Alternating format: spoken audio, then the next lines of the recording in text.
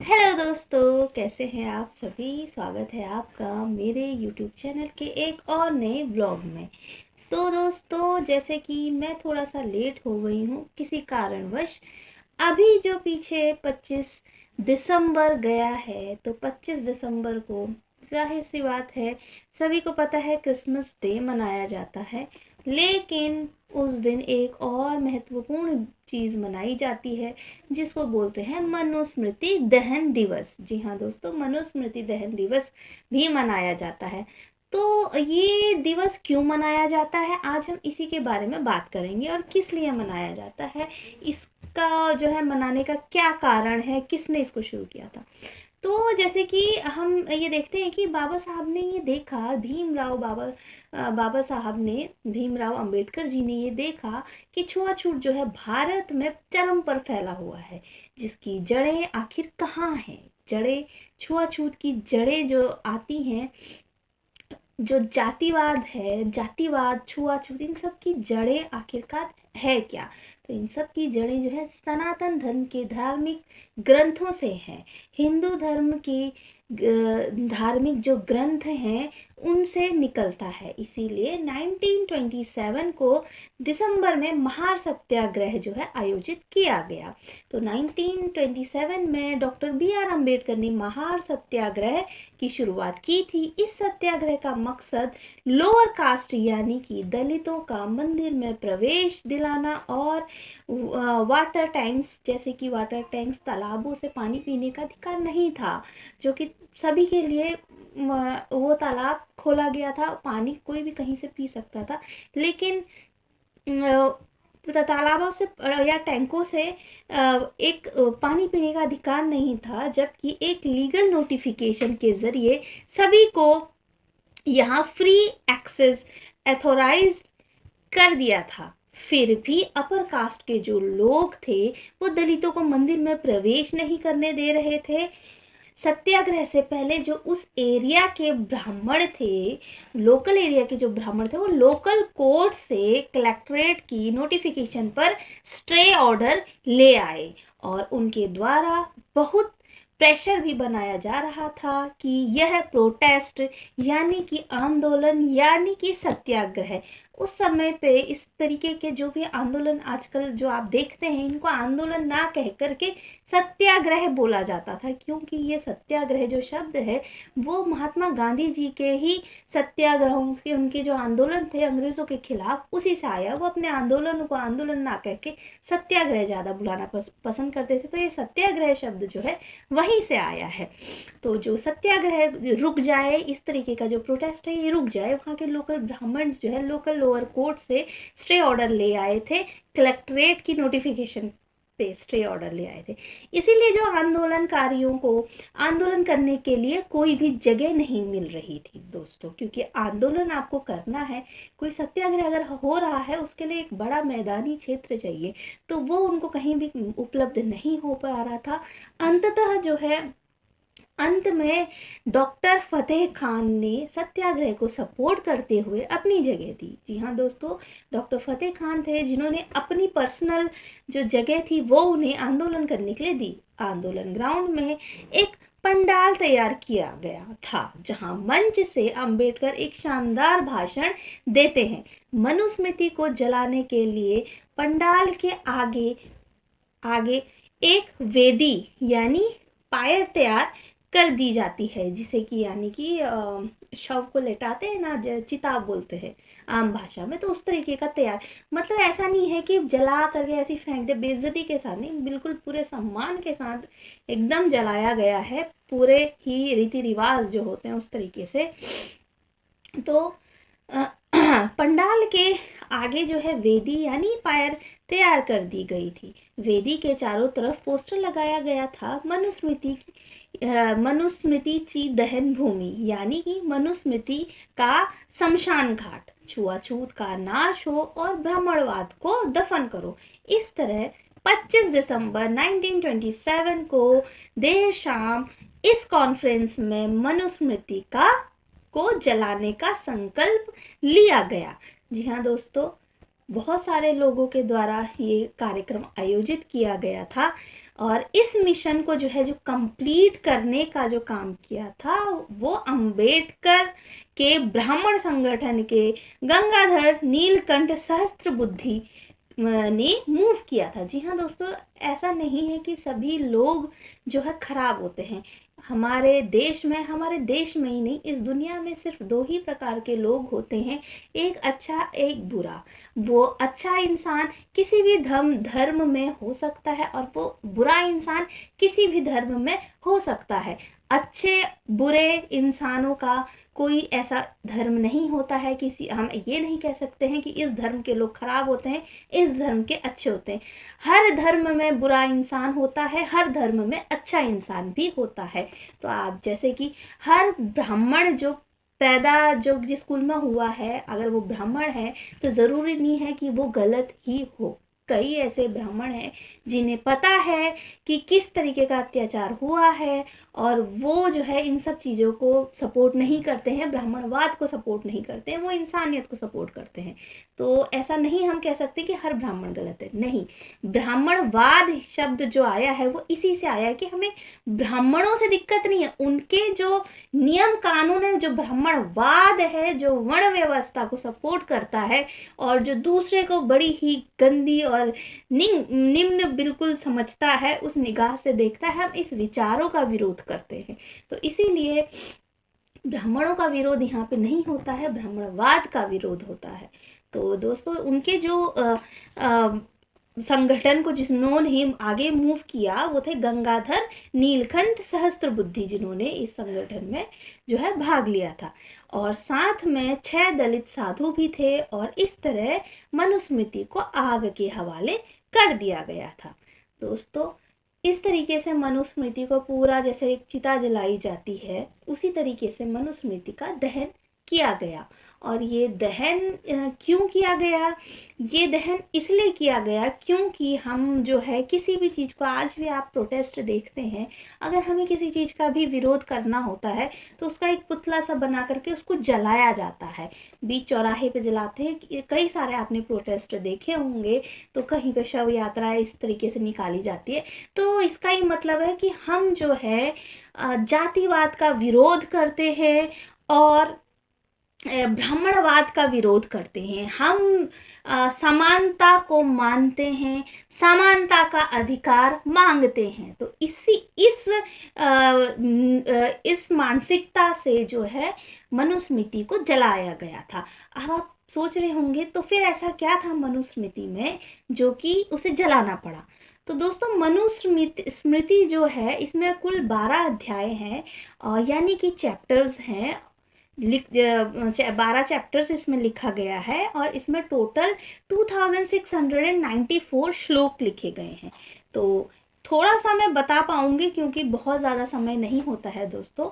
Chapter first जो है इसमें बोला गया है प्रकृति के नियम के बारे में, 4 युगों के बारे में, 4 वर्णों के बारे में और उनके पेशे के बारे में, ब्राह्मणों की महानता और विषय, इस तरीके के विषय शामिल है कि ब्राह्मण बहुत ज़्यादा महान है, ये सारी चीज़ें इसमें शामिल है। दूसरा अध्याय बोलता है कि ब्रह्मचर्य और अपने मालिक की सेवा पर आधारित है, दूसरा अध्याय में ये है।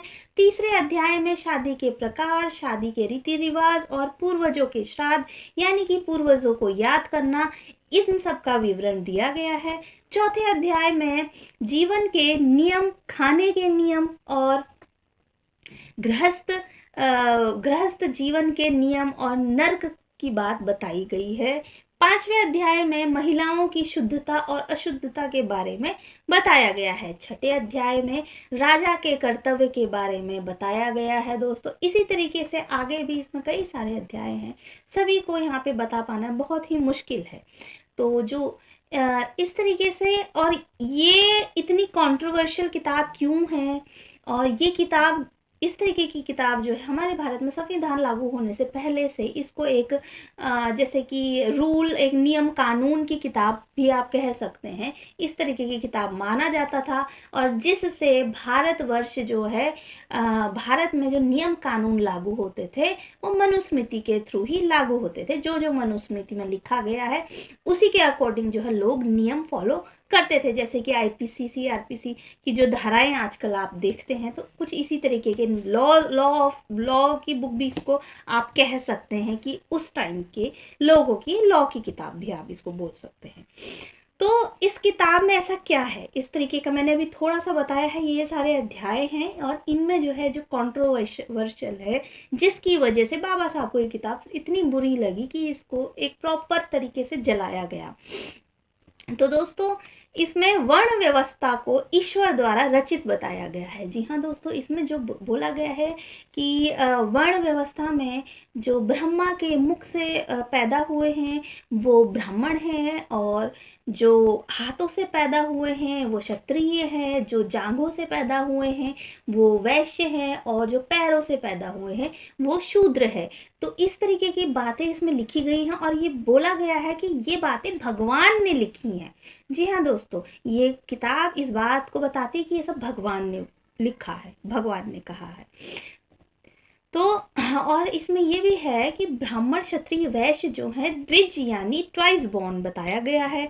वहीं शूद्र को सिंगल बर्थ कर अनक्लीन और वेदों को पढ़ने के योग्य नहीं बोला है, कि जो शूद्र हैं वो वेदों को पढ़ने के लायक नहीं है। इसमें 11वें अध्याय का श्लोक 135 कहता है कि एक 100 साल के क्षत्रिय को 10 साल के ब्राह्मण को अपनी पिता की तरह ट्रीट करना चाहिए। उसकी सेवा और उसका सत्कार पिता अपने पिता के समान करना चाहिए। जैसा वो अपने पिता से करता है वैसा ही एक 10 साल के ब्राह्मण के साथ उसे करना चाहिए। शूद्र यदि अहंकारवश ब्राह्मणों को धर्मोपदेश करे तो उस शूद्र के मुंह और कान में राजा गर्म तेल डलवा सकता है। ये इस तरीके का कानून इसमें लिखा गया है दोस्तों।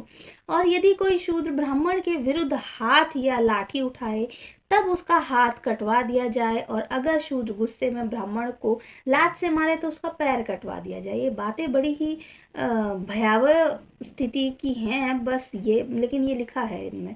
शूद्र को भोजन के लिए जूठा अन्न, पहनने को पुराने वस्त्र, बिछाने के लिए धान का पुआल और फटे पुराने वस्त्र देना चाहिए।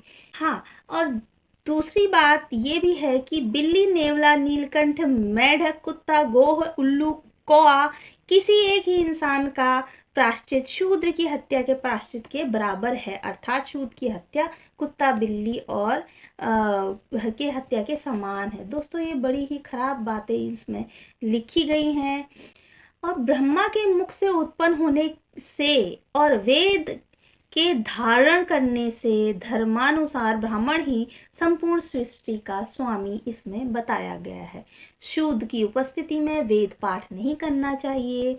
ब्राह्मण का नाम शुभ और आदर सूचक, क्षत्रिय का नाम वीरता सूचक, वैश्य का नाम संपत्ति सूचक और शूद्र का नाम तिरस्कार सूचक हो, ये इसमें लिखा गया है।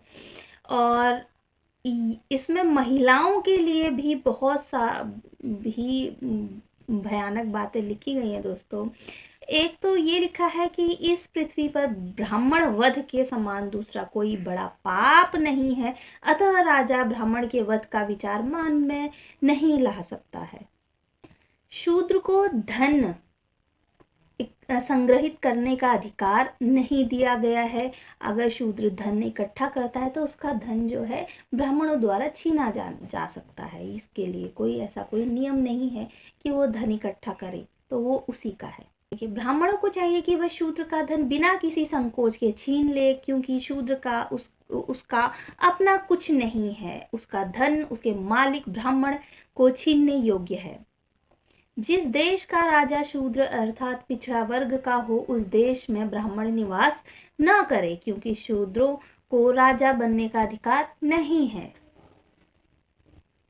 जिस राज्य में यहाँ शूद्र न्यायाधीश होता है, उस राज्य का देश कीचड़ में धसी हुई गाय की भांति दुखद पाता है। ब्राह्मण की संपत्ति राजा द्वारा कभी भी नहीं लिए जानी चाहिए। यह एक निश्चित नियम है, मर्यादा है, लेकिन अन्य जाति के व्यक्तियों को संपत्ति उनके अधिकारियों के न रहने पर उनके उत्तराधिकारियों के न रहने पर राजा ले सकता है। यानी कि ब्राह्मण को छोड़ के अगर जितने भी लोग हैं वर्ण के हैं, जैसे कि वैश्य हैं, क्षत्रिय हैं, शूद्र हैं, शूद्र तो खैर छोड़िए, उसको तो धन रखने का वो ही नहीं है, तो वैश्य और क्षत्रिय हैं, अगर उनका उत्तराधिकारी नहीं है कोई भी, तो उसको जो है राजा उनकी संपत्ति को ले सकता है। शूद्रों को बुद्धि नहीं देनी चाहिए, अर्थात उन्हें शिक्षा ग्रहण करने का अधिकार नहीं है। शूद्रों को धर्म और व्रत का उपदेश न करें। स्त्रियों का वेद से कोई सरोकार नहीं होता है, यह शास्त्र द्वारा निश्चित है। अतः जो स्त्रियां वेदाध्ययन करती हैं वे पाप युक्त हैं और असत्य के समान अपवित्र है। तो दोस्तों इसमें महिलाओं के लिए जैसे कि ये भी कहा गया है कि महिला को अपनी संपत्ति, अपना धन एकत्रित करने का अधिकार नहीं है। अगर वो धन एकत्रित करती है तो वो धन उसके मालिक का होगा, यानी कि उसके पति का होगा। जब महिला को कोई भी आज़ादी नहीं मिलनी चाहिए। महिला अगर बालिका अवस्था में है तो वह अपने पिता के अधीन रहेगी, और विवाह के बाद वो अपने पति के अधीन रहेगी, उसके अंडर रहेगी, और बुढ़ापे में वो अपने बेटे के अंडर रहेगी, बेटे के अधीन रहेगी। तो महिला को अपनी कोई आज़ादी नहीं दी गई है, और महिलाओं को जो है संपत्ति का, पढ़ने का, इस तरीके का कोई भी अधिकार मनुस्मृति नहीं देती है। तो ये कुछ इस तरीके की किताब है दोस्तों जो समानता की बात तो कतई करती ही नहीं है, खासकर शूद्रों और महिलाओं के लिए। तो आप लोगों को क्या लगता है, खासकर महिलाओं को क्या ये किताब सही है? क्या इसका दहन नहीं होना चाहिए? क्या इसका दहन करके बाबा साहब ने गलती करी? तो आप लोगों को क्या लगता है, इस तरीके की किताब हमारे समाज के लिए कैंसर से कम नहीं है? जी हाँ, कैंसर से कम नहीं है, जिसमें एक प्रकार के इंसानों को, एक प्रकार के इंसान भी नहीं, मैं तो सभी को इंसानियत की ही नज़र से देखती हूँ। जातिवाद तो पता नहीं किसने आकर के बना दिया, पैदा तो सभी इंसान ही होता है, किसी के 4 पैर या 4 हाथ तो नहीं होते हैं। ये जानवरों की कैटेगरी में आता है, इंसान इंसानों की कैटेगरी में आता है। लेकिन हम जानवर तो नहीं है ना, जो हमारी भी प्रजाति होगी। प्रजातियां जानवरों की होती हैं, इंसानों की नहीं होती हैं दोस्तों। तो इस तरीके की ये किताब है। तो मनुस्मृति को जलाना दलित मूवमेंट को एक नई दिशा देता है। इससे यह दिखाया जाता है कि दलित ब्राह्मण सुप्रीमेसी को नहीं मानते और समानता का अधिकार मांगते हैं। तो ये थी मनुस्मृति को जलाने का कारण, जो कि महार में, महाराष्ट्र के महार में एक गांव है, वहाँ पे संपन्न ये हुआ था। तो दोस्तों आप लोग इससे क्या विचार रखते हैं? हर किसी के अपने अपने अलग मत हैं। मुझे तो ये किताब बड़ी ख़राब लगती है। आपको ये जानकारी कैसी लगी आप कमेंट करके ज़रूर बताइए। चलिए मिलते हैं आपसे नए वीडियो में, देखते हैं कौन सा टॉपिक मैं आप लोगों के साथ लेकर के आती हूँ। मेरा उद्देश्य यहाँ पे किसी को भी गलत बताना नहीं है। मेरा किसी भी धर्म और जाति के लोगों से अपना कोई भी बैर नहीं है दोस्तों। मुझे जो चीज़ें गलत लगती है, गलत चीज़ों का जो लोग सपोर्ट करते हैं, मुझे उनसे दिक्कत है। और मैं ब्राह्मणों का जो है अपमान नहीं कर रही हूँ। यहाँ पे जो ब्राह्मणवाद है, ब्राह्मण खराब नहीं है, ब्राह्मणवाद खराब है। तो आप लोग थोड़ा सा समझिए। और इस बारे में आपको क्या लगता है? मुझे तो ये बड़ी खराब किताब लगती है, और बिल्कुल सही किया बाबा साहब ने इसको जलाकर। चलिए मिलते हैं आपसे एक और नई वीडियो में, तब तक के लिए